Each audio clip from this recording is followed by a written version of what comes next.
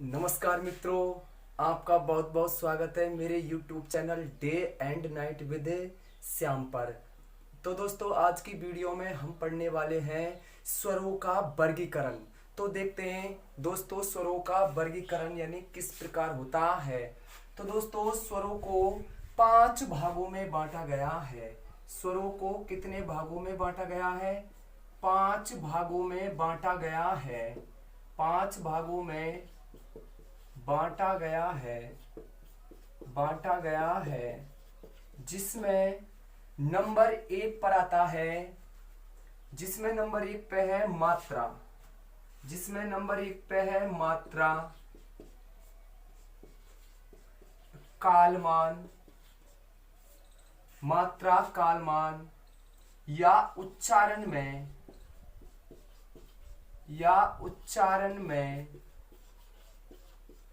लगने वाले समय के आधार पर।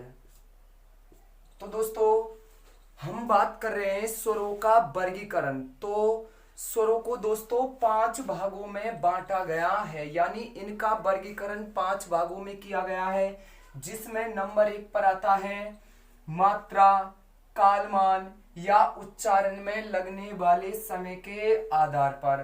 तो दोस्तों, मात्रा, कालमान या उच्चारण में लगने वाले समय के आधार पर स्वरों को 3 भागों में बांटा गया है, या इसके 3 प्रकार होते हैं। या इसके कितने प्रकार होते हैं दोस्तों? 3 प्रकार होते हैं। अब नंबर 1 पर हम बात करते हैं। नंबर 1 पर आता है ह्रस्व स्वर। नंबर 1 पे है दोस्तों ह्रस्व स्वर। जिन स्वरों के उच्चारण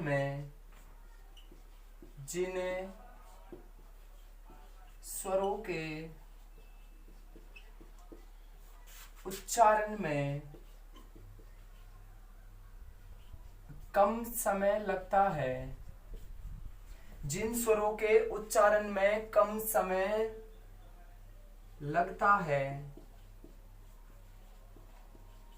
है वे ह्रस्व, लघु, मूल,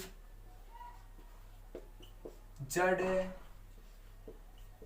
रूढ़, एकमात्रिक, बीजाक्षर,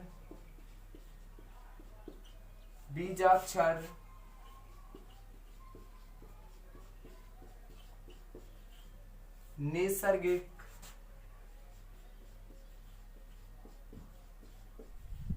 प्राकृतिक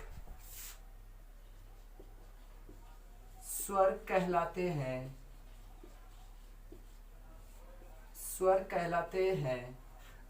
तो दोस्तों, हम बात कर रहे थे मात्रा, कालमान या उच्चारण में लगने वाले समय के आधार पर। तो दोस्तों, यानी मात्रा, कालमान या उच्चारण में लगने वाले समय के आधार पर स्वरों के 3 प्रकार होते हैं, जिसमें नंबर 1 पे है ह्रस्व स्वर।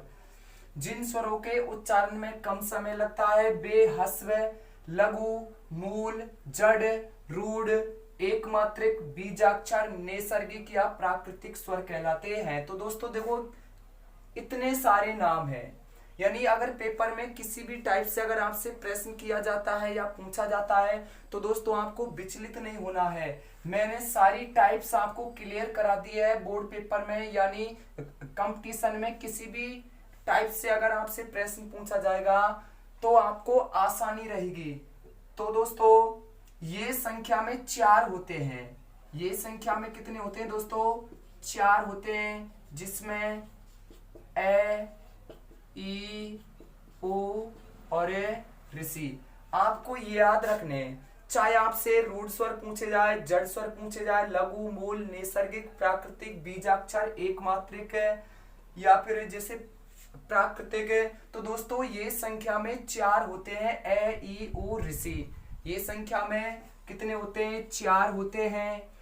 अब दोस्तों आपसे इस प्रकार भी पूछ लिया जाता है कि एक मात्रिक स्वर किन्हें कहते हैं, या ये संख्या में कितने होते हैं, या फिर जैसे प्राकृतिक स्वर कितने होते हैं। अब भाई जैसे इन स्वरों के उच्चारण में कम समय लगता है, तो यानी जब हम ए का उच्चारण करते हैं तो दोस्तों इसमें यानी जो ए है वो जल्दी बोलता है। जैसे आप आ का उच्चारण करो, जैसे ए का उच्चारण करो, ए का जब हम उच्चारण करते हैं तो यह उच्चारण शीघ्र होता है, जल्दी होता है। अब आप आ का उच्चारण करो, आ, यानी जब हम आ का उच्चारण करते हैं तो इसके उच्चारण में अधिक समय लगता है, जबकि ए स्वर के उच्चारण में दोस्तों कम समय लगता है। अब इसके बाद में नंबर 2 पर आता है,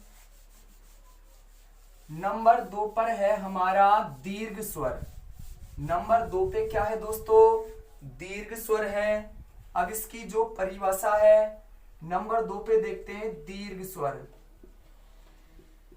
दीर्घ स्वर जिन स्वरों के उच्चारण में, जिन स्वरों के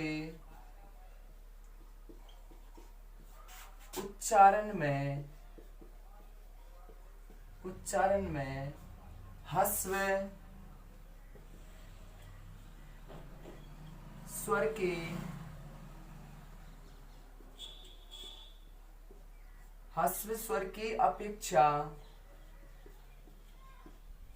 दुगुना समय लगता है, दुगुना समय लगता है, वे दीर्घ गुरु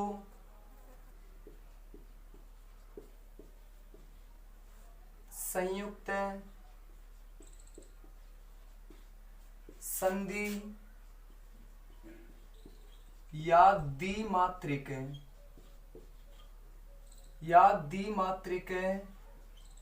स्वर कहलाते हैं, या द्विमात्रिक स्वर कहलाते हैं। अब देखो दोस्तों, जिन स्वरों के उच्चारण में ह्रस्व स्वर की अपेक्षा दुगना समय लगता है वे दीर्घ गुरु संयुक्त संधि या द्विमात्रिक स्वर कहलाते हैं। तो दोस्तों मैंने सारी टाइप्स आपको क्लियर करा दी है, तो वे क्या कहलाते हैं, दीर्घ गुरु संयुक्त संधि या द्विमात्रिक स्वर कहलाते हैं। और दोस्तों ये संख्या में 7 होते हैं। ये संख्या में कितने होते हैं दोस्तों, 7 होते हैं। जैसे आ, बड़ी ई, बड़ा ऊ, ए, आई, ओ, औ। 1 2 3 4 5 6 7। तो दोस्तों ये संख्या में कितने होते हैं, 7 होते हैं। अब जैसे हम आ का उच्चारण करेंगे तो ह्रस्व स्वर से दोस्तों क्या लगता है, दुगना समय लगता है। बड़ी ई का उच्चारण करेंगे तो ह्रस्व स्वर से क्या लगेगा दोस्तों, दुगना समय लगेगा। तो ये संख्या में दोस्तों 7 होते हैं। ये संख्या में कितने होते हैं, 7 होते हैं। अब एक बहुत ही महत्वपूर्ण बात आती है कि जो संयुक्त या संधि स्वर होते हैं, संयुक्त या संधि स्वर होते हैं दोस्तों, इनको भी 2 भागों में बांटा गया है। नंबर 1 पे है सजातीय, सजातीय संधि स्वर, सजातीय संधि स्वर। यानी जो संधि स्वर होते हैं या संयुक्त स्वर होते हैं उनको दोस्तों कितने भागों में बांटा गया, 2 भागों में बांटा गया। जिसमें नंबर 1 पे है सजातीय संधि स्वर। सजातीय का अर्थ होता है समान जाति के। क्या होता है दोस्तों, समान जाति के। तो इसमें मुख्य रूप से 3 स्वर आते हैं। कितने स्वर आते हैं दोस्तों, 3 स्वर आते हैं। कितने आते हैं, 3 आते हैं। जैसे आ, बड़ी ई, बड़ा ऊ, यानी ये समान जाति के होते हैं। भाई जैसे हम करते हैं संधि में पढ़ते हैं, ए धन ए मिलके क्या बनता है दोस्तों, आ बनता है। इसी प्रकार ई धन ई मिलके किसका निर्माण होता है, बड़ी ई का होता है। उसी प्रकार ऊ धन ऊ मिलके किसका निर्माण होता है दोस्तों, बड़े ऊ का निर्माण होता है। अगर आपसे पेपर में इनकी संख्या पूछी जाए तो ये संख्या में दोस्तों कितने होते हैं, ये संख्या में 3 होते हैं। कौन से, सजातीय संधि स्वर। अब नंबर 2 पे आते हैं विजातीय संधि स्वर। नंबर 2 पे आते हैं विजातीय संधि स्वर। तो दोस्तों ये संख्या में 4 होते हैं। ये संख्या में कितने होते हैं दोस्तों, 4। जैसे ए, आई, ओ, औ। ये संख्या में 4 होते हैं और ये समान जाति के न होकर असमान जाति के होते हैं। जैसे भाई हम ए धन ई मिलके जो हमारी गुण संधि होती है उसमें क्या होता है दोस्तों, ए होता है। ए धन ई मिलके क्या बनता है, आई बनता है। उसी प्रकार ए धन ऊ से किसका निर्माण होता है दोस्तों, ओ बनता है। उसी प्रकार ए धन ए से किसका निर्माण होता है, आई का होता है। उसी प्रकार ए धन ओ मिलके किसका निर्माण होता है, औ का निर्माण होता है। अब बात आती है ये दोनों स्वर, ये तो होते हैं यानी गुण स्वर। इन्हें दोस्तों क्या कहा जाता है, गुण स्वर कहा जाता है। अर्थात इन दोनों का प्रयोग गुण संधि में होता है तो इनको क्या नाम दे देंगे, गुण स्वर नाम दे देंगे। अब उसी प्रकार ये दोनों स्वर यानी वृद्धि संधि, ये वृद्धि स्वर हो गए। यानी इन दोनों का प्रयोग कहाँ पे होता है, यानी वृद्धि संधि में होता है। मेरी बात आपको समझ में आ रही होगी। मैं बिल्कुल बारीकी से ले रहा हूं दोस्तों, आपको पेपर में किसी भी प्रकार की समस्या नहीं हो। एक बार दोबारा से देखते हैं। जो दीर्घ स्वर होते हैं वे संख्या में कितने होते थे दोस्तों, 7 होते थे। और जो संधि या संयुक्त स्वर है उनको भी 2 भागों में बांटा गया है, जिसमें नंबर 1 पे सजातीय संधि स्वर है। इसका मतलब है समान जाति के स्वर, जो मैंने आपको क्लियर करा दिया था। ये संख्या में दोस्तों 3 होते हैं। अब इसके बाद नंबर 2 पे आते हैं विजातीय, अर्थात समान जाति के न होकर अलग अलग जाति के। और ये संख्या में दोस्तों कितने होते हैं, 4 होते हैं। ये संख्या में कितने होते हैं, 4 होते हैं। अब इनमें भी जो इन चारों में से भी जो ये 2 स्वर होते हैं ए और ओ होता है, इनको तो गुण स्वर कहते हैं। अर्थात इन दोनों का प्रयोग गुण संधि में होता है और इन दोनों को हम वृद्धि स्वर कहते हैं, अर्थात इनका प्रयोग वृद्धि संधि में होता है। तो दोस्तों आप चाहे तो इसका स्क्रीनशॉट ले सकते हैं। आगे देखते हैं। अब नंबर 2 पे आते हैं हमारे ओष्ठाकृति के आधार पर। नंबर 2 पे आते हैं दोस्तों ओष्ठाकृति के आधार पर। अब देखते हैं नंबर 2।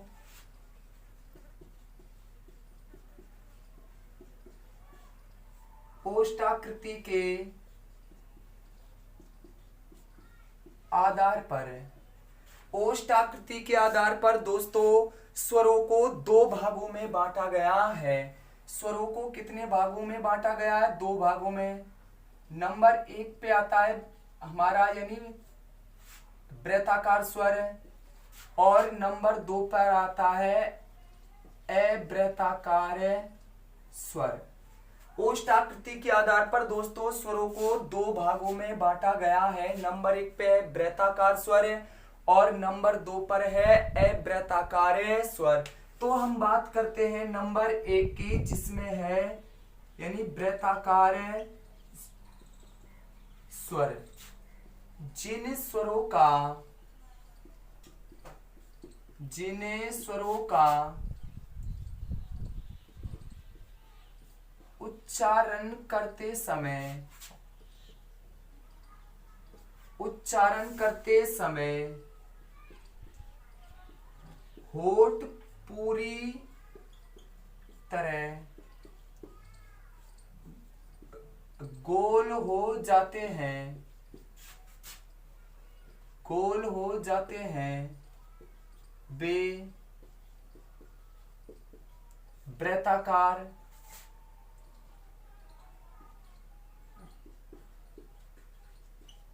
वृत्तमुखी, वर्तुल या गोलाकार, या गोलाकार स्वर कहलाते हैं,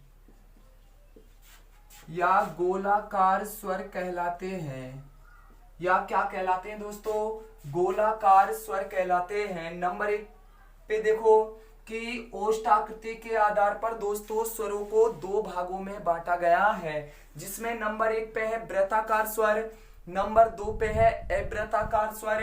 अब बात करते हैं यानी वृत्ताकार स्वर क्या होते हैं। जिन स्वरों का उच्चारण करते समय जो हमारे होंठ हैं वे क्या हो जाते हैं दोस्तों, गोल हो जाते हैं, तो उन्हें वृत्ताकार स्वर या वृत्तमुखी स्वर या वर्तुल स्वर या गोलाकार स्वर कहते हैं। तो दोस्तों मैंने सारी टाइप्स लिख दी हैं, पेपर में किसी भी प्रकार से आपसे पूछा जाए तो आपको विचलित नहीं होना है। और दोस्तों ये संख्या में 4 होते हैं। अब जैसे उ,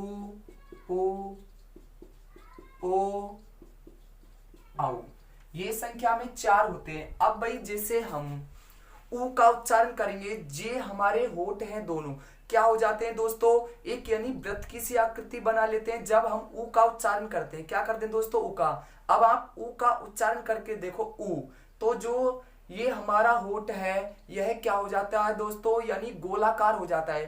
तो जैसे अब आप करो ओ, गोलाकार हो रहा है, ऊ करो ऊ, तो यानी वृत्त की सी आकृति बना लेता है, या फिर जो हमारा मुख है क्या हो जाता है दोस्तों, गोल हो जाता है। तो उन्हें हम कहते हैं वृत्ताकार, वृत्तमुखी, वर्तुल या गोलाकार स्वर कहते हैं। अब इसके बाद में नंबर 2 पे ओष्ठाकृति के आधार पर दोस्तों हमारा अगला भेद है अवृत्ताकार स्वर। नंबर 2 पे क्या है दोस्तों, अवृत्ताकार स्वर। अब नंबर 2 पे देखते हैं अवृत्ताकार स्वर, जिन स्वरों का उच्चारण करते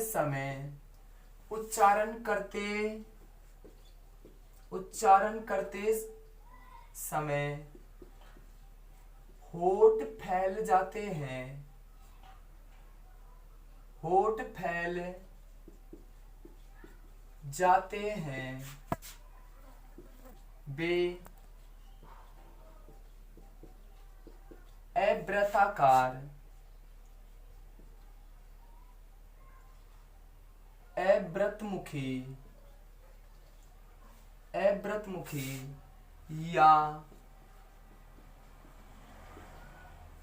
या प्रसृत स्वर कहलाते हैं।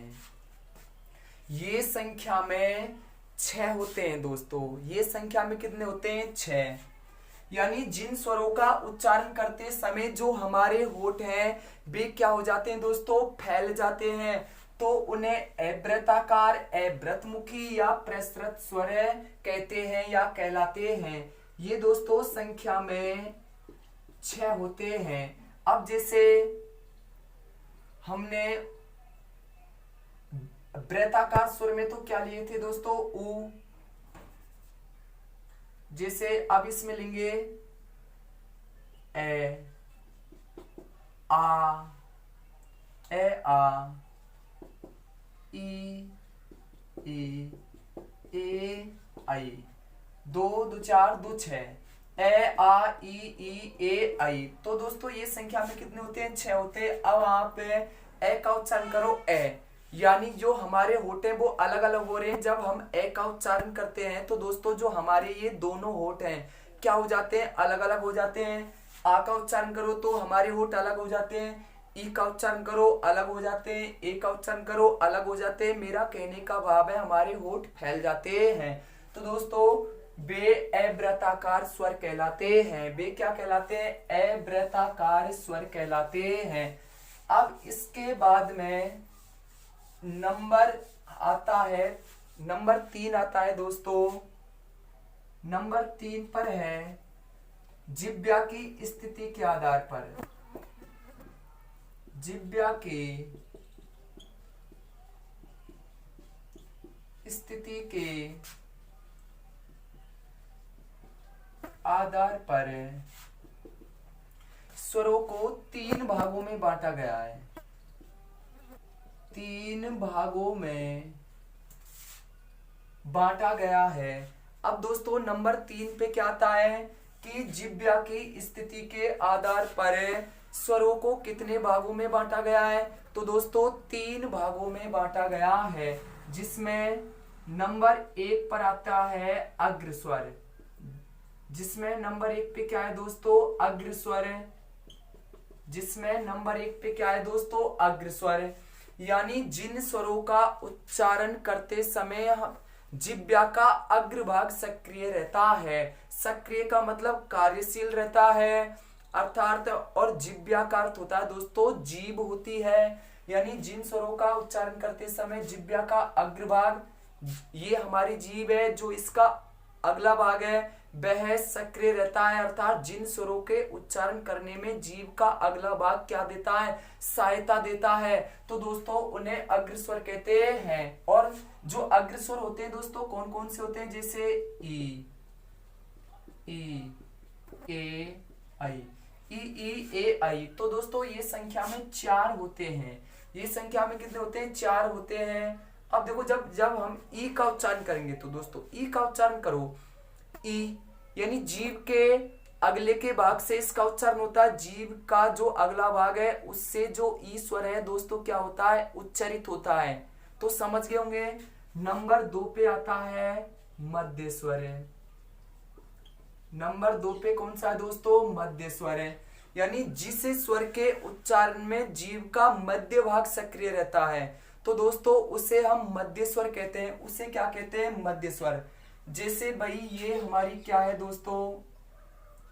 जैसे ये हमारी जीभ है, ये तो हो गया इसका अग्रभाग, ये हो गया इसका पचस भाग यानी पिछला भाग, और ये हो गया दोस्तों बीच वाला इसका मध्य भाग।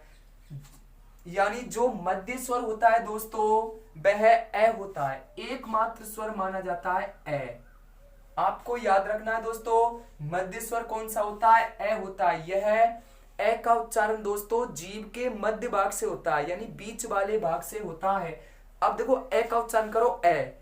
ने तो ए अगले भाग से बोल रहा है, ने ए का उच्चारण पीछे के भाग से हो रहा है। अपितु जो जीभ का मध्य का भाग होता है, बीच वाला भाग होता है दोस्तों, ए का उच्चारण वहां से होता है। तो इसे हम कहेंगे मध्य स्वर। इसे क्या कहते हैं दोस्तों? मध्य स्वर। इसके बाद में नंबर 3 पे आता है पश्च स्वर। नंबर 3 पे कौन सा है दोस्तों? पश्च स्वर है। जिन स्वरों के उच्चारण में जीभ का पश्च भाग सक्रिय रहता है वे पश्च स्वर कहलाते हैं। अब देखो यहाँ पे, अब हमने ए ले लिया, ई ले ली, बड़ी ई, ए, आई ले लिया, तो क्या बचा दोस्तों? आ बचा, आ। अब इसके बाद में क्या बचा? ओ। अब इसके बाद में क्या बचा? औ। इसके बाद में क्या बचा? ओ। इसके बाद में क्या बचा? औ। ये एक होता है मध्य स्वर, और दोस्तों इनकी संख्या 5 होती है। अब देखो यहाँ पे आ, यानी पीछे के भाग से बोलता है, पीछे के भाग से बोलता है आ। ऊ पीछे के भाग से बोलता है, ओ पीछे के भाग से बोलता है। आप सोच रहे होंगे कि सर आपने यानी ऊ ये तो आपने वृत्ताकार स्वरों में भी पढ़ा दिया, लेकिन पेपर में दोस्तों इस प्रकार नहीं आएगा। आपसे पूछा जाएगा कि 50 स्वर कौन कौन से होते हैं। तो आ, उ, ओ ये दोस्तों 5 होते संख्या में, ये 50 स्वर होते हैं। अब इसके बाद में हम बात करते हैं तालु की स्थिति। क्या बोले दोस्तों? तालु की स्थिति नंबर 4 पे है तालु की स्थिति या मुखाकृति के आधार पर। तालु की स्थिति या मुखाकृति के आधार पर दोस्तों स्वरों को 4 भागों में बांटा गया है। कितने भागों में बांटा गया है? तालु की स्थिति या मुखाकृति के आधार पर या मुख की आकृति के आधार पर दोस्तों स्वरों को 4 भागों में बांटा गया है, जिसमें नंबर 1 पे है विव्रत स्वर। नंबर 1 पे क्या है दोस्तों? विव्रत स्वर। नंबर 1 पर आता है विव्रत स्वर। अब देखो इसकी जो परिभाषा है वह क्या होती है, यानी जिस स्वर का उच्चारण करते समय जो हमारा मुंह है वह पूरा की पूरा खुल जाता है, तो दोस्तों वह विव्रत स्वर कहलाता है और इसमें एकमात्र स्वर है आ। अब जब हम आ का उच्चारण करते हैं तो जो हमारा मुंह है वह पूरा की पूरा खुल जाता है, जैसे आ। हमारा जो मुख है दोस्तों वह पूरा खुल जाता है, तो इसमें मात्र एक स्वर होता है आ। इसके बाद में नंबर 2 पे है अर्ध विव्रत स्वर। अर्ध विव्रत स्वर। अब इसमें क्या होता है दोस्तों, यानी जिन स्वरों का उच्चारण करते समय हमारा मुंह आधा खुला रहता है। आधा क्या रहता है दोस्तों? आधा खुला रहता है, तो वे अर्ध विव्रत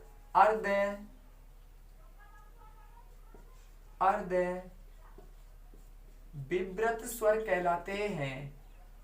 तो वे क्या कहलाते हैं दोस्तों? अर्ध विव्रत स्वर कहलाते हैं, जैसे ए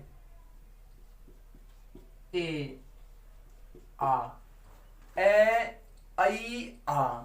तो दोस्तों आप समझ रहे होंगे कि सर आपने विव्रत स्वर यहां भी लिखा दिया और यहां भी आ रहा है, तो दोस्तों पेपर में आपसे इस प्रकार नहीं पूछा जाएगा, तो आपसे अलग पूछा जाएगा कि अर्ध विव्रत स्वर कौन कौन से होते हैं। तो ए आई आ। अब देखो जब ए का उच्चारण करते हैं तो दोस्तों हमारा मुंह है वह आधा खुला रहता है। ए का करेंगे आधा खुला रहता है। जब आ का करते हैं तो यानी मेरा कहने का भाव है कि जो मुंह है वह तो पूरा की पूरा खुल जाता है, लेकिन दोस्तों यानी व्याकरणाचार्यों ने आ स्वर को भी अर्ध विव्रत स्वर में शामिल किया है, इसलिए मुझे दोस्तों यहाँ पे इसे लिखना पड़ रहा है। अब इसके बाद में नंबर 3 पे आते हैं हमारे संवृत स्वर। नंबर 3 पे कौन सा है दोस्तों? संवृत स्वर। जो इसकी डेफिनेशन है, जो इसकी परिभाषा है दोस्तों वह क्या होती है कि जिन स्वरों का उच्चारण करते समय मुंह बहुत कम खुला रहता है, यानी जिन स्वरों का उच्चारण करते समय मुंह बहुत कम खुला रहता है, तो दोस्तों वे संवृत स्वर कहलाते हैं। अब देखते हैं वो कौन कौन से, जैसे ई ऊ अर्थात ये संख्या में ये तो 3 होते हैं और ये संख्या में दोस्तों कितने होते हैं? 4 होते हैं। अब जैसे ई का उच्चारण करो ई, जब हम ई का उच्चारण करते हैं तो हमारा जो मुंह है वह बिल्कुल कम मात्रा में खुला रहता है, जैसे ऊ। तो दोस्तों यानी बिल्कुल कम खुला रहता है हमारा मुंह, तो दोस्तों ये संवृत स्वर कहलाते हैं। अब इसके बाद में नंबर 4 पे आता है दोस्तों अर्ध संवृत स्वर। जो इसकी डेफिनेशन है, जो इसकी परिभाषा है वह क्या होती है दोस्तों कि जिन स्वरों का उच्चारण करते समय मुंह आधा बंद रहता है, मुंह आधा क्या रहता है? बंद रहता है, तो वे अर्ध संवृत स्वर कहलाते हैं। और इसमें 2 होते हैं दोस्तों, ए ओ। अब जब हम ए का उच्चारण करें ए, तो आधा बंद रहता है, ए आधा बंद रहता है हमारा मुंह। जब आ का उच्चारण करेंगे तो मुंह हमारा यानी खुल जाएगा, लेकिन ए का ओ का उच्चारण करेंगे ओ, आधा बंद रहता है। तो दोस्तों ये संख्या में 2 होते हैं।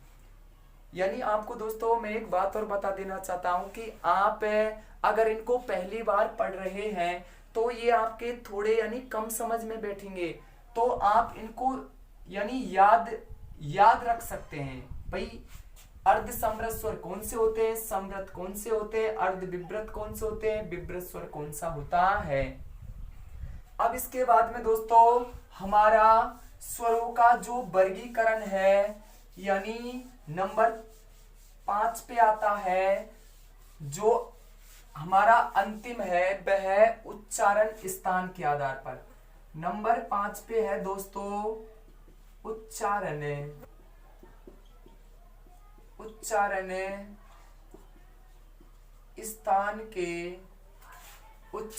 स्थान के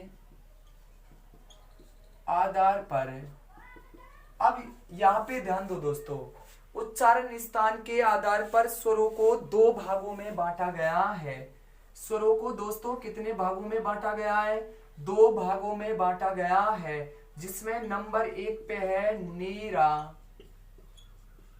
निरानुनासिक स्वर। नंबर 1 पे है निरानुनासिक स्वर। जो इसकी परिभाषा है वह क्या है दोस्तों, ध्यान से देखिए।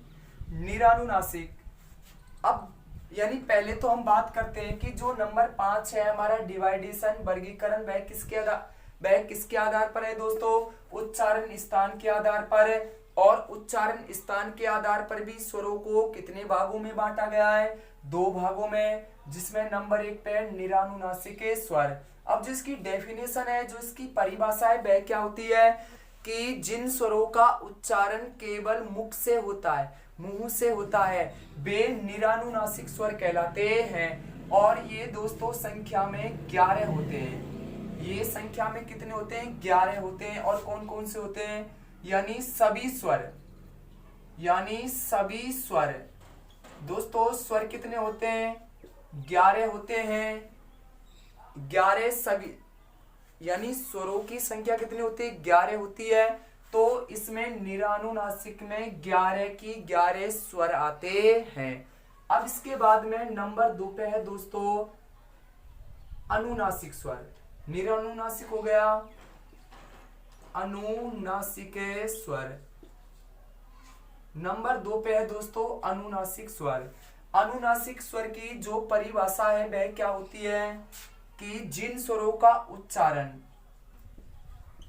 नाक व मुंह दोनों से होता है। क्या बोले दोस्तों, जिन स्वरों का उच्चारण नाक व मुंह दोनों से होता है वे अनुनासिक स्वर कहलाते हैं। वे क्या कहलाते हैं दोस्तों, अनुनासिक स्वर कहलाते हैं। वे क्या कहलाते हैं, अनुनासिक स्वर कहलाते हैं। अब जैसे भाई हमारे स्वर थे 11, ए, आ, ई, ओ, ऋषि, ए, आई, ओ, औ। अब हम जैसे ए के क्या लगा देंगे दोस्तों, चंद्र बिंदु लगा देंगे, तो यह यानी क्या बन जाएगा, अनुनासिक बन जाएगा। यानी इन्हीं स्वरों के जब हम चंद्र बिंदु लगा देंगे, अब इसका उच्चारण दोस्तों नाक व मुंह, जैसे ए, तो नाक से भी निकलती है हवा और मुंह से भी निकलती है, अर्थात इसका उच्चारण नाक और मुंह दोनों से होता है। यानी जो ये हमारे 11 स्वर हैं इनके ऊपर चंद्र बिंदु लगा देंगे तो यह क्या बन जाएगा, अनुनासिक बन जाएगा। जैसे आके लगाओ दोस्तों, आके लगा दिया तो यह क्या कहलाएगा, अनुनासिक कहलाएगा। जैसे ऊ के लगा दिया तो दोस्तों यह क्या कहलाएगा, अनुनासिक कहलाएगा। तो यह क्या कहलाएगा, अनुनासिक कहलाएगा। एक बात और ध्यान देने की है कि ऐसे स्वरों को लिखते समय अनुनासिकता प्रकट करने हेतु चंद्र बिंदु का प्रयोग करते हैं। किसका प्रयोग करते हैं दोस्तों, चंद्र बिंदु का प्रयोग करते हैं। अब जैसे इस प्रकार किसका प्रयोग कर दिया, चंद्र बिंदु का प्रयोग कर दिया। तो देखो यहाँ पे चंद्र बिंदु का प्रयोग कर दिया, यानी अनुनासिकता को प्रकट करने के लिए, दर्शाने के लिए इनके ऊपर क्या लगा देते हैं, चंद्र बिंदु लगा देते हैं। तो दोस्तों मैं आशा करता हूं आज की वीडियो मेरे आपको काफी पसंद आई होगी। अगर आपको पसंद आई है तो इसे दोस्तों में शेयर करना न भूले, और दोस्तों मेरे channel day and night with Shyam को सब्सक्राइब कीजिए अगर आप नए आए हैं, और बेल आइकन को प्रेस करना बिल्कुल भी न भूले। तो दोस्तों अगली वीडियो में फिर मिलेंगे एक धमाकेदार वीडियो के साथ। आज के लिए इतना ही काफी। जय हिंद, जय भारत।